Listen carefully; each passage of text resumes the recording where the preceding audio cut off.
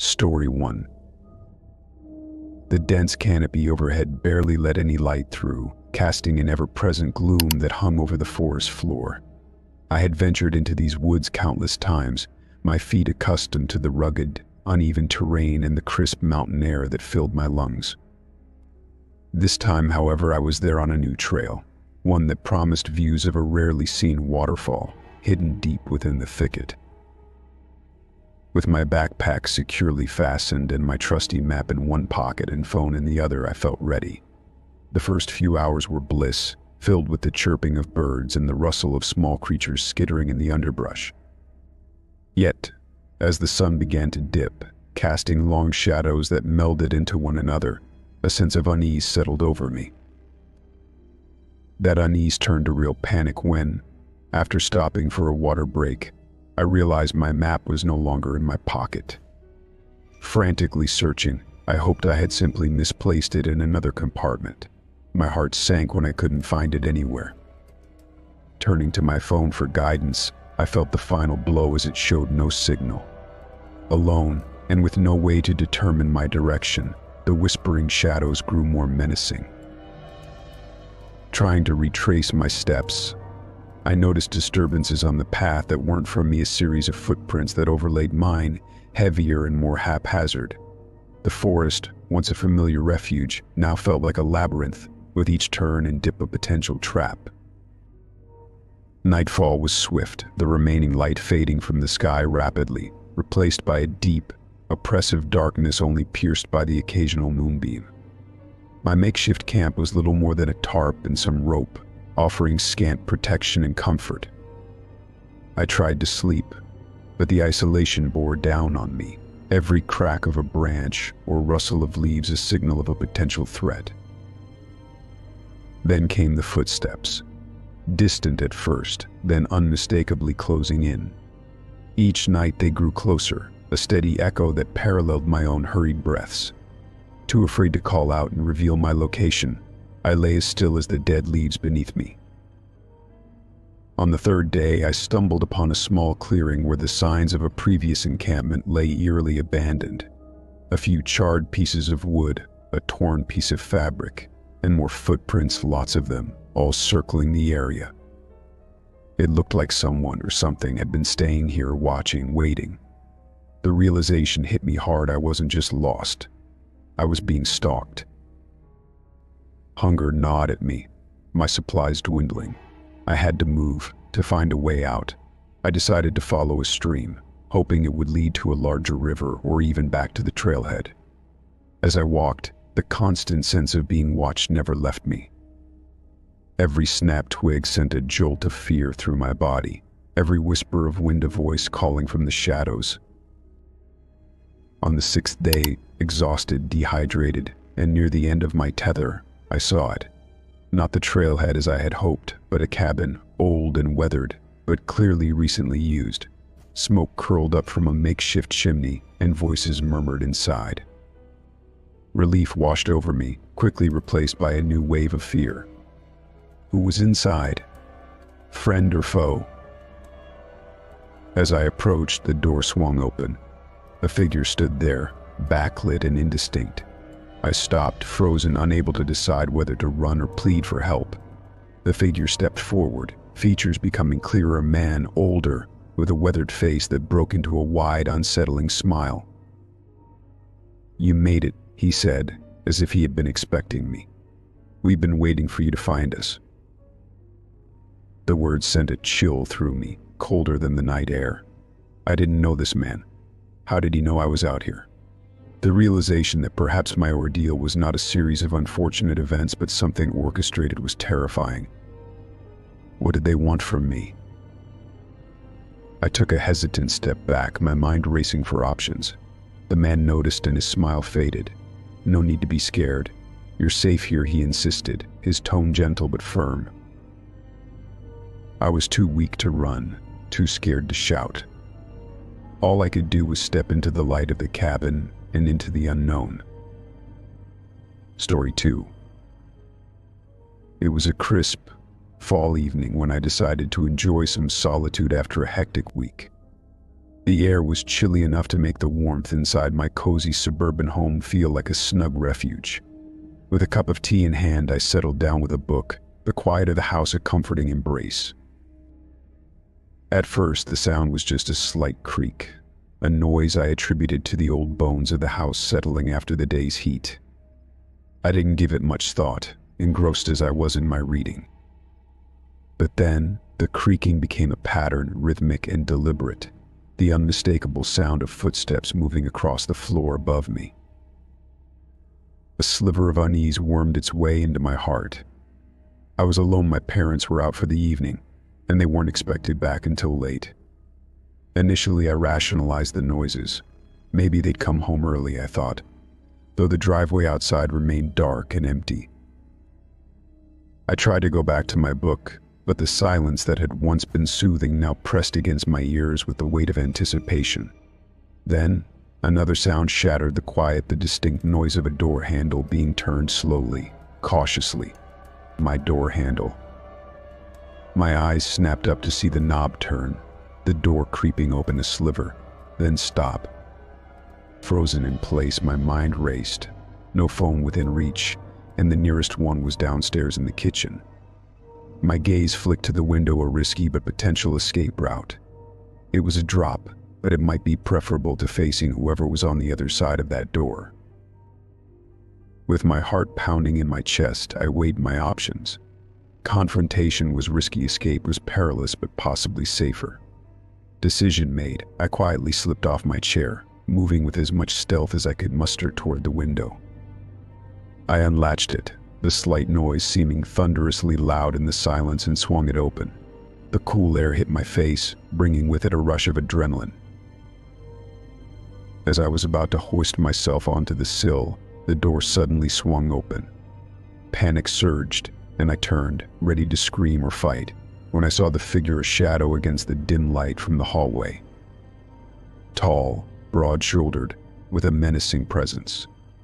My breath hitched, and for a moment, we both froze, assessing each other. Then, the intruder stepped forward, his features coming into the faint light. A mask obscured his face, revealing only his eyes, cold, calculating. "Don't make a sound." His voice was a low, threatening murmur. The command was unnecessary. Fear had already sealed my lips. Desperate, I glanced back at the window, the ground below suddenly seeming impossibly far. The intruder noticed, a cruel smile playing on his hidden lips as he took another step, cornering me further. Now, he taunted, his voice chillingly calm. "You don't want to jump, do you?" Trapped, I had to think fast. The room was small, my options limited. My eyes darted around, landing on the book one had dropped in my initial scramble. It was a thick, hardcover tome, the only weapon within reach. As he took another step, I acted. With all the force I could muster, I hurled the book straight at him. It struck his face with a satisfying thud, and he staggered back, more from surprise than pain. Seizing the moment, I scrambled onto the windowsill, my legs shaking. He recovered quickly, lunging towards me just as I jumped. The ground rushed up to meet me, the impact jarring but bearable. I didn't pause to check for injuries. Adrenaline fueled my escape as I sprinted across the yard, toward the street, the cold air burning my lungs. Behind me, I could hear the intruder cursing, his footsteps pounding on the floor as he chased after me. I didn't look back, my entire being focused on the flickering streetlights ahead, on the safety of visibility. No neighbors, drawn by the commotion, began to turn on lights, open doors. The presence of witnesses was my salvation. The intruder wouldn't dare continue his pursuit with eyes upon him. Panting, I reached the safety of a neighbor's open door, collapsing into the sanctuary provided. The police were called, the neighborhood searched, but the intruder was gone, melted away into the night as mysteriously as he had appeared. Shaken, I recounted my story to the officers, the gravity of how close I had come to a potentially violent encounter sinking in. Later, as investigators dusted for fingerprints and collected evidence, The weight of what I had escaped pressed heavily on me. My home, once my safest place, now felt tainted, the shadows within it whispering of hidden dangers. The window through which I had escaped stood open, a silent testament to the night's terror, and a stark reminder of the fragility of the safety we take for granted. Story 3. Rain lashed against the windshield, a relentless torrent that turned the drive home into a treacherous journey. My headlights barely cut through the deluge, casting ghostly beams that reflected off the road's slick surface. The wind howled, an ominous soundtrack to a night already fraught with tension. I gripped the steering wheel, knuckles white, as I navigated the winding road that skirted the lake, a shortcut I had taken countless times but never in conditions as perilous as these. My heart pounded in time with the thumping of the rain, each curve and turn a test of nerve and skill. Without warning, the car's tires lost their tentative grip on the wet asphalt as I rounded a particularly sharp bend. Time slowed as the vehicle began to skid, a sickening slide that I fought desperately to control. The edge of the road, blurred by rain and darkness, came too quickly, and before I could correct the course, the ground disappeared beneath me. The car plunged into the cold, dark waters of the lake, the impact a violent jolt that left me dazed. Water began to seep in immediately, cold and unyielding, creeping up the floor of the car as the vehicle sank deeper into the murky depths. Panic clawed at my throat, each pulse a loud throb in my ears as I struggled to recall the steps for escaping a submerged car.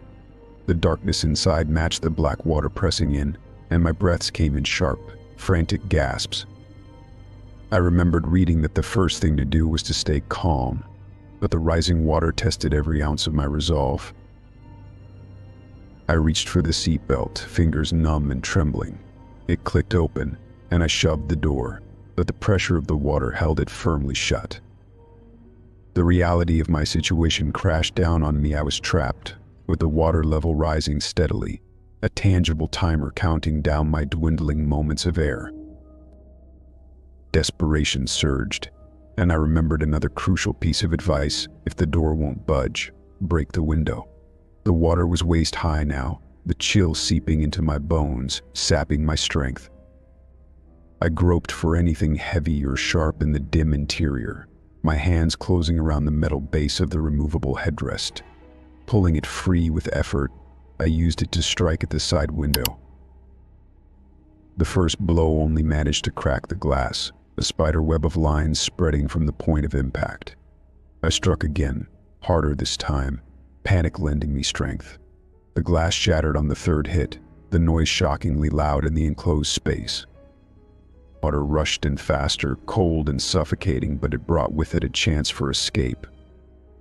I took a deep breath, the last bit of air I could muster, and forced my body through the broken window, the jagged edges scraping against my skin.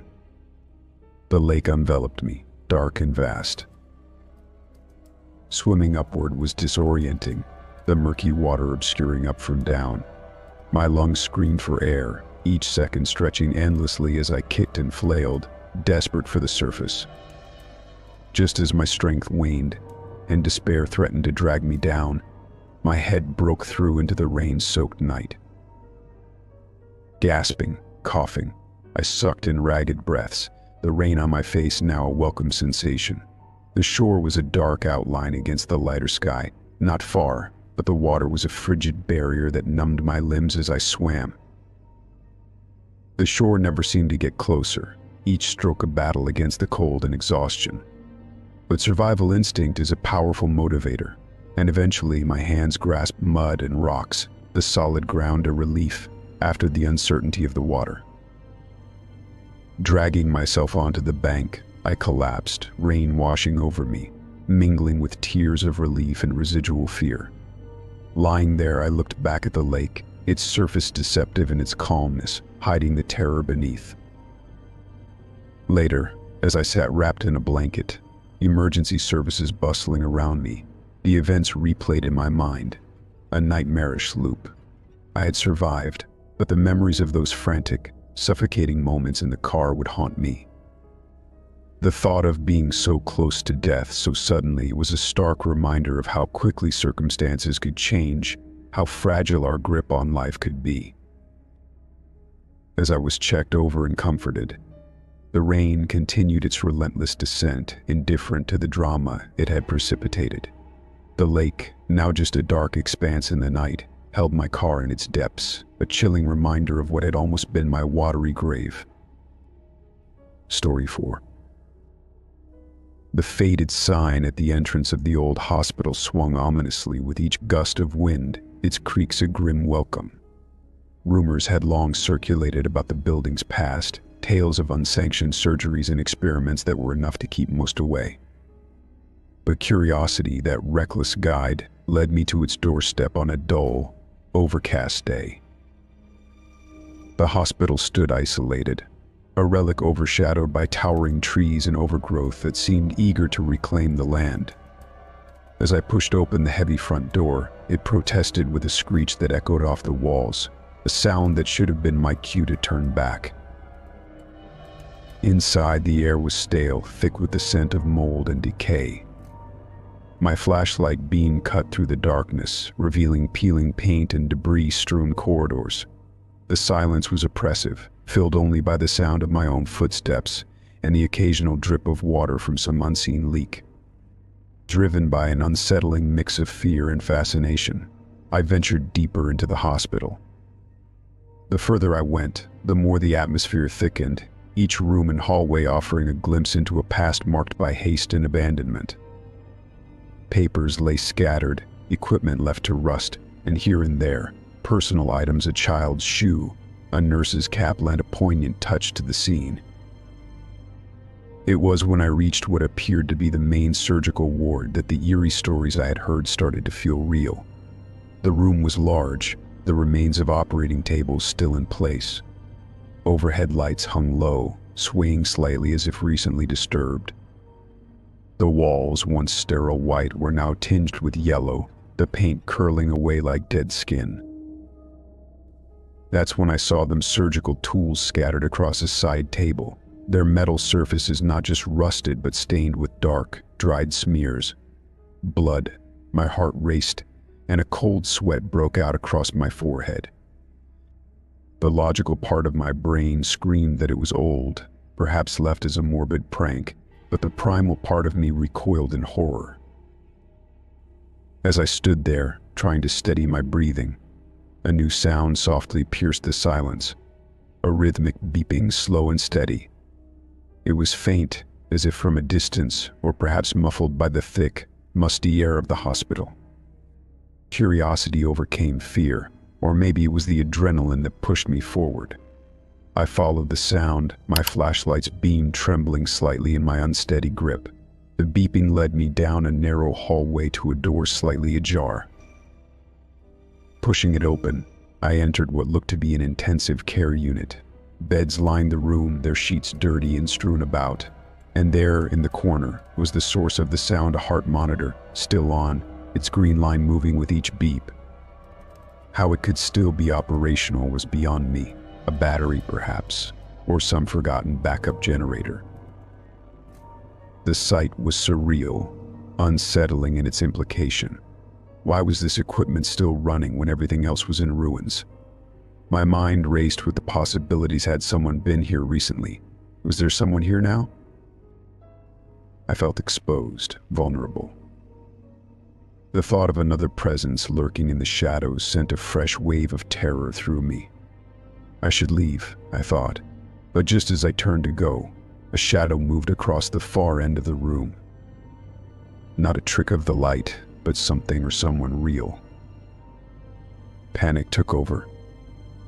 I ran, my footsteps loud in the empty building, the beeping now a frantic soundtrack to my escape.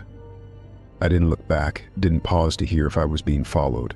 I just ran until I burst through the front doors and into the fading light of day. Outside, I gasped for breath, the fresh air a sharp contrast to the oppressive atmosphere inside. Looking back at the hospital, it seemed impossible that such a benign-looking building could house such darkness. But the shadows behind the broken windows